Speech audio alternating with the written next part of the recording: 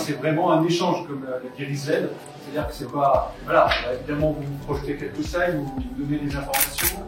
Raphaël qui vient de Paris, l'idée c'est évidemment d'échanger aussi avec elle et qu'elle s'occupe de toute la stratégie produit au niveau du commerce pour préparer les lancements, lancer, et puis après pendant tout le cycle de vie de nos modèles. Alors Dacia c'est surtout une histoire d'un succès. Donc on aurait pu ne rien changer à la recette.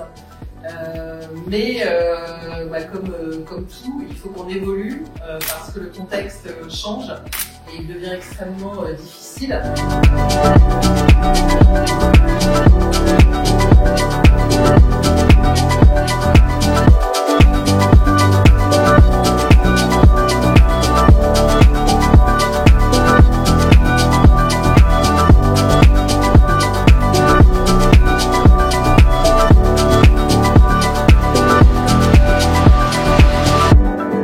Globalement, bon, vous remarquez que c'est à peu près la même structure de slide que celui de Raphaël, mais pour dire que la traduction de tout de cela au Maroc s'explique aussi par, on a connu des hausses de prix. Je vous apprends rien, vous le savez, vous en parlez, et on a pas mal échangé là-dessus.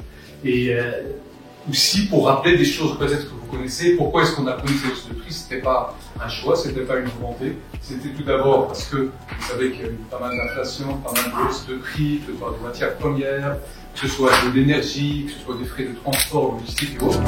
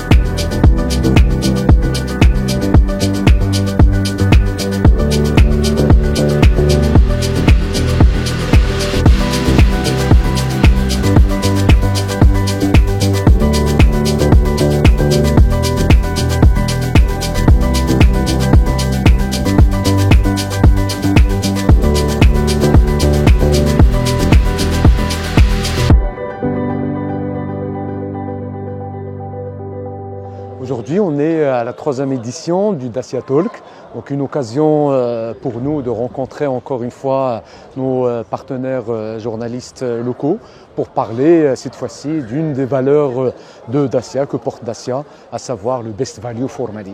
Donc qu'est-ce que ça veut dire? Ça veut dire tout simplement que Dacia assume et continue à assumer son positionnement de meilleur rapport prestation-prix. Donc malgré ce qu'on a constaté et qu'on a subi tous, toutes les voitures, les marques automobiles ont subi en termes de hausse de prix due justement à la hausse des matières premières et pas que, Dacia continue à être la marque la plus accessible, mais en plus de cela, qui a porté une évolution très importante en termes de contenu produit. Quand on compare aujourd'hui les voitures d'il y a 4 ans avec celles d'aujourd'hui, l'évolution en termes d'équipement, en termes de technologie, en termes d'habitabilité, en termes de design est bien constatée. Cette rencontre-là vient à quelques mois du lancement tant attendu du Jogger au Maroc, que vous voyez ici, qui sera lancé dans les semaines, mois à venir au Maroc avec une motorisation, et ça c'est important, diesel, et que le Maroc serait le premier pays où la motorisation diesel sera lancée, mais pas que, avec aussi une motorisation hybride. Tous les détails seront découverts dans les semaines qui suivent.